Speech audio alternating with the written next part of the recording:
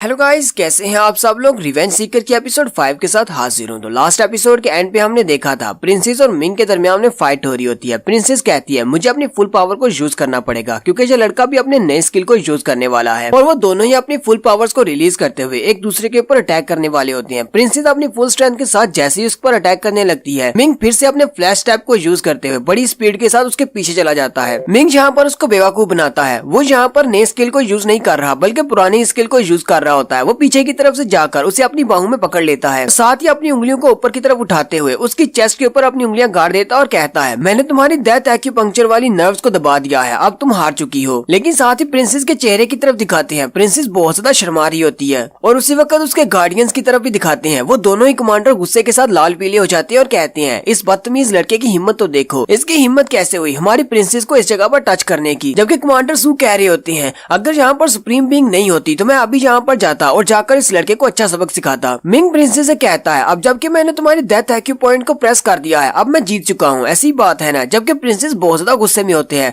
और वो साथ ही पीछे की तरफ घूमते हुए उसके चेहरे पर एक जबरदस्त थप्पड़ मारती है। प्रिंसेस उसके चेहरे पर थप्पड़ मारने के बाद वहाँ से रोते हुए भाग जाती है और उसे कहती है कमीने कहीं के ठरकी इंसान, तुम बस 3 साल तक इंतजार करो, मैं इतनी ज्यादा स्ट्रॉन्ग हो जाऊंगी कि तुमसे इस बात का बदला जरूर लूंगी, तुम बहुत बड़े ठरकी और कमीने इंसान हो। मिंग अपने चेहरे पे हाथ रखकर खड़ा होता है और बिमिंग से कहता है क्या मैंने कुछ गलत कर दिया। बिमिंग उसे कहती है मास्टर आपने उसके ब्रेस्ट के ऊपर टच किया था, आपको किसी लड़की के साथ ऐसा नहीं करना चाहिए। मिंग उसे कहता है तो इसमें क्या बड़ी बात है, फाइट के दौरान कौन लड़की और कौन लड़का, इससे क्या फर्क पड़ता है कि मैंने उसके ब्रेस्ट को टच किया था। लेकिन साथ ही वो अपने हाथ की तरफ देखते हुए सोच रहा होता है, लेकिन वो था बहुत ज्यादा नरम नरम। नेक्स्ट सीन में मिंग एक पहाड़ी के ऊपर बैठा होता है और वो बिमिंग से कहता है मुझे 2 महीने हो चुके हैं अपनी फैमिली को छोड़े हुए, पिछले 2 महीने से मैं यहाँ पर प्रैक्टिस कर रहा हूँ और एक जंगली इंसान की तरह यहीं पर जंगल में रह रहा हूँ। बिमिंग उसे कहती है मास्टर आपने यहाँ पर 2 महीने तक जितनी भी ट्रेनिंग की है उस सब का फल आपको मिल रहा है, आपने वाकई में बहुत कुछ हासिल किया है, आपने फ्लैश टैप को सीख लिया है, इसके अलावा बिलो पंच को भी आपने सीख लिया है और इस वक्त तुम मार्शल आर्ट्स के ग्रेट डिसाइपल 5 की स्टेज पर पहुंच चुके हो। और ये डिवाइन क्लोक जो कि तुम्हारे पास है इसकी वजह से अब तुम अपने सेम लेवल के किसी भी बंदे को आसानी से हरा सकते हो, सिर्फ वॉरियर ही तुम्हारा मुकाबला कर सकते हैं और कोई भी तुम्हारा मुकाबला नहीं कर पाएगा। मिंग उठकर खड़ा हो जाता है और कहता है बहुत ही जल्दी हमारी जी क्लैन में यहाँ पर एक वॉरियर टूर्नामेंट होने वाला है, जहाँ पर इस टूर्नामेंट को जीतने पर हमें रेड सन सेक्टर में एक स्टूडेंट बनकर जाने का मौका मिलेगा। जबकि जी फैमिली में ऐसा कोई भी वॉरियर नहीं है जो कि मेरा मुकाबला कर सके, तो मुझे उन सब से डरने की जरूरत नहीं है, मैं गांव में वापस जा रहा हूँ। चलो वापस जाकर जी फैमिली के सारे बुढ़ाओं को एक सरप्राइज देते हैं। नेक्स्ट सीन उसके गांव का दिखाया जाता है। गली में मौजूद सारे लोग जो देखकर बहुत ज्यादा हैरान होते हैं और कहते हैं ये लड़का तो एक मॉन्स्टर है, ये इतना ज्यादा पावरफुल कैसे हो सकता है। इसने अपने कंधे के ऊपर एक बड़े से बोर को उठा रखा है, उसका वजन 200 किलोग्राम तो होगा और साथ ही इसने एक हिरन को भी उठा रखा है, वो भी काफी ज्यादा भारी लग रहा है। आज ये लड़का आया कहाँ से है, ये तो बहुत ज्यादा पावरफुल है। यहाँ पर इस सीन को देखकर मेरे जहन में सिर्फ एक ही एनिमे कैरेक्टर आया था, हो सकता है कि आपने भी उस एनिमे को देखा हो। एनिमे का नाम गोरमे हंटर है। मिंग ने अपने कंधे के ऊपर एक बड़े से बोर को उठाया होता है और साथ ही उसने एक बड़ा सा हिरन भी पकड़ा होता है और वो दोनों ही बहुत ज्यादा मोटे ताजे होते हैं। सारे लोग जो देखकर बहुत ज्यादा हैरान होते हैं, जबकि उनमें से कुछ लोग उसको पहचान लेते हैं और कहते हैं ये तो लूजर मिंग है। वो लोग जी फैमिली के गार्ड्स होते हैं। वो कहते हैं पिछले 2 महीने से हम लोग इस लड़के को लगातार ढूंढ रहे हैं और इस लड़के को तो देखो ये किस तरह यहाँ पर वापस आ गया है। मिंग उस बड़े से बोर को उठाकर सीधा एक होटल के अंदर चला जाता है और जाकर उसकी टेबल पे रखते हुए उस बंदे से कहता है मैं इन दोनों के बदले में कुछ खाना खाना चाहता हूँ। वो होटल वाला बहुत ज्यादा खुश हो जाता है और कहता है चलो फिर ठीक है, मैं तुम्हारे लिए अभी खाना लेकर आता हूँ और वो उसके लिए बहुत सारा खाना ले आता है। मिंग भी असली का खाना देखकर बहुत ज्यादा खुश होता है और कहता है काफी अरसे के बाद पका हुआ खाना देख रहा हूँ, वरना मैं तो वहाँ पर बुना हुआ गोश्त खा खा कर बहुत ज्यादा तंग आ गया था। उसको वहाँ पर खाने के लिए चावल भी मिलते हैं। वो उनको देखकर और भी ज्यादा खुश हो जाता है और कहता है मैंने तो सोचा भी नहीं था कि दोबारा मुझे कभी चावल देखने को भी मिलेंगे। बिमिंग उसे कहती है मास्टर ये तो सिर्फ चावल है, आपको इसके लिए इतना ज्यादा एक्साइटेड होने की क्या जरूरत है। मिंग रोते हुए चावल खाना स्टार्ट करता है और कहता है तुम्हें नहीं पता क्योंकि तुमने 2 महीने तक किसी जंगल में जाकर बुना हुआ गोश्त नहीं खाया, मुझे तो चावल का टेस्ट भी भूल चुका है। आज तो मैं यहाँ पर भरपेट खाने वाला हूँ। लेकिन वहाँ पर जी फैमिली का एक लड़का आता है और उसके ऊपर अटैक कर देता है और उसकी टेबल को भी तोड़ देता है। मिंग जल्दी से पीछे की तरफ जंप कर जाता है।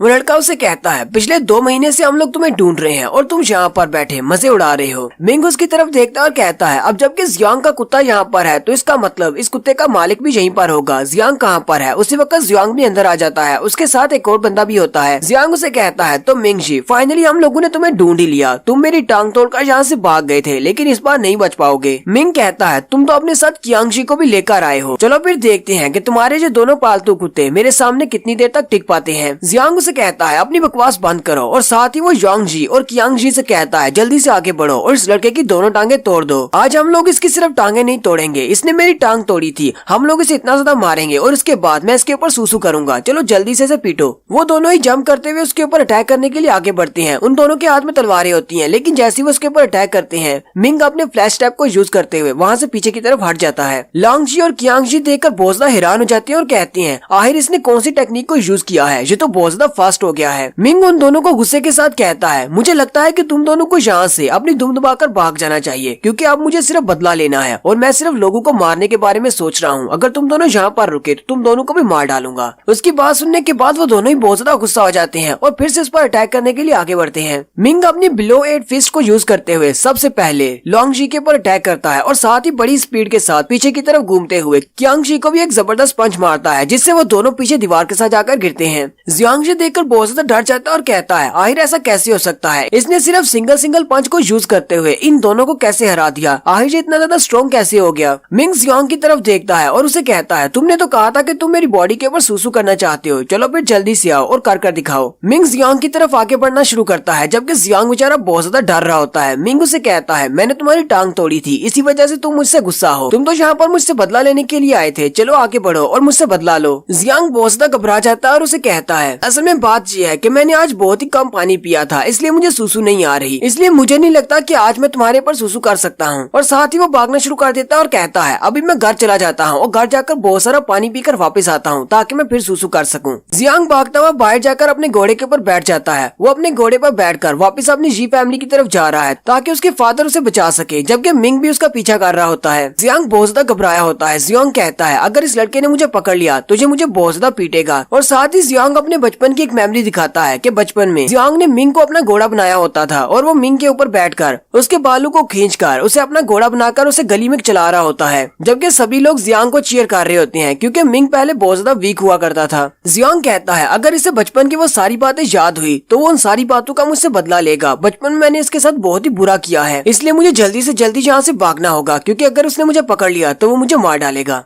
जियांग अपने घोड़े पर आगे की तरफ भाग रहा होता है, जबकि मिंग भी उसके पीछे पीछे पैदल ही भाग रहा होता है। देखने वाले भी देखकर हैरान हो जाते हैं और कहते हैं ये लड़का एक घोड़े का पीछा कैसे कर सकता है, ये लड़का तो वाकई में घोड़े से भी ज्यादा तेज है। मिंग बड़ी ही स्पीड के साथ भाग रहा होता है। वो उसके बहुत ज्यादा करीब पहुंच जाता है और जैसे ही अपने पंजे से उस पर अटैक करने लगता है, उसी वक्त सामने से आवाज आती है। कोई जियांग से कहता है नेफ्यू तुम यहाँ पर क्या कर रहे हो, इतनी जल्दी में कहाँ पर जा रहे हो। मिंग भी वहीं पर रुक जाता है, जबकि जियांग अपने घोड़े से नीचे गिर जाता है और वो जैसे ही वहाँ पर अंकल वू को देखता है, वो भागता हुआ उसके पीछे जाकर छुप जाता है और कहता है अंकल वो प्लीज मुझे इस लड़के से बचा ले, ये लड़का पागल हो गया है। अंकल वो उसे कहते हैं ये तो तुम्हारा कजिन है, फिर ये तुम्हारा पीछा क्यों कर रहा है। जबकि मिंग भी उसकी तरफ देखता है और कहता है अंकल वो ये तो हानियों का बाप है, ये यहाँ पर क्या कर रहा है। मिंग उनके सामने हाथ बांधते हुए रिस्पेक्ट देते हुए कहता है अंकल वो मैं हूँ, मेरा नाम मिंग जी है, आप मुझे अच्छी तरह से जानते हैं। अंकल वो मिंग से कहते हैं मिंग ये तुम्हारा कजिन है, फिर तुम इसके पीछे क्यों लगे हुए, तुम इस पर अटैक क्यों करने वाले थे। जबकि अंदर से अंकल वो यही सोच रहे होते हैं मुझे तो लगा था कि ये लड़का बहुत ज्यादा वीक है, क्योंकि जी फैमिली वाले इसे खाना भी खाने को नहीं देते, लेकिन अब जब मैं इसको देख रहा हूँ तो मुझे पता चल रहा है कि ये अपनी डिसाइपल ग्रेड की 5th लेवल पर है और ये पहले से बहुत ज्यादा स्ट्रॉन्ग हो चुका है। मिंग अंकल वू से कहता है अंकल वू ये मेरा मसला है, आपको मेरे मसले में नहीं पड़ना चाहिए, इस लड़के के साथ मेरा एक हिसाब है जो मुझे चुकाना है। अंकल वू के साथ खड़ा एक बंदा आगे बढ़ता है और कहता है तुम्हारी हिम्मत कैसे हुई हमारे मास्टर के साथ इस तरह बात करने की, मैं तुम्हें अभी सबक सिखाता हूँ।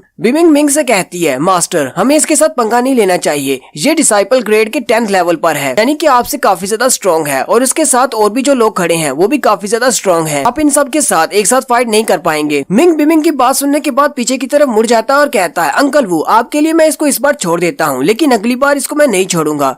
अंकल वो जियांग से कहते हैं काफी ज्यादा देर हो चुकी है, चलो वापस घर चलते हैं। नेक्स्ट सीन जी फैमिली के हाल का दिखाया जाता है, जहाँ पर सारे एल्डर्स इकट्ठे होते हैं। वो सारे एल्डर्स ये बात सुनकर बहुत ज्यादा हैरान हो जाते हैं जो कि जियांग ने आकर उनको बताई है। वो इस बात को लेकर बहुत ज्यादा परेशान होते हैं कि आखिर मिंग ने अपनी बॉडी कल्टीवेशन को दोबारा से कैसे स्टार्ट कर लिया। जियांग उन सब से कहता है हाँ मैं बिल्कुल सच कह रहा हूँ, अगर अंकल वो वहाँ पर नहीं होते तो उसने तो मुझे मार देना था, उसने अपनी की कल्टीवेशन को दोबारा से स्टार्ट कर लिया है। जिंग चिल्लाते हुए उससे कहता है मुझे लगता है कि तुमने दिन में कोई सपना देखा है, ऐसा कैसे हो सकता सकता है। मैंने ग्रैंडपा की बात मानने के बाद उसके मेरिडियंस को कट कर दिया था। वो अब अपनी जिंदगी में कभी भी दोबारा कल्टीवेट नहीं कर सकता। तो फिर तुम कैसे कह सकते हो कि वो अपनी की को गैदर कर रहा था? मिंग ने जिस जोंगजी के ऊपर अटैक किया था वो भी वहीं पर होता है। ग्रैंडफादर जोंगजी से कहते हैं, जोंगजी तुमने उस लड़के के साथ फाइट किया है, हमें बताओ कि वो लड़का कितना ज्यादा स्ट्रॉन्ग है, उसकी स्ट्रेंथ कितनी है। जोंगजी जो कि वहाँ पर पट्टियों में लिपटा पड़ा होता है वो उन सबसे कहता है वो लड़का वाकई में बहुत ज्यादा स्ट्रॉन्ग है। हालांकि वो मार्शल आर्ट्स के डिसाइपल स्टेज के 5th लेवल पर है, लेकिन फिर भी उसकी पावर 10th लेवल के बराबर है। जिंग उसकी बात सुनकर बहुत ज्यादा हैरान हो जाता है और कहता है ऐसा कैसे हो सकता है,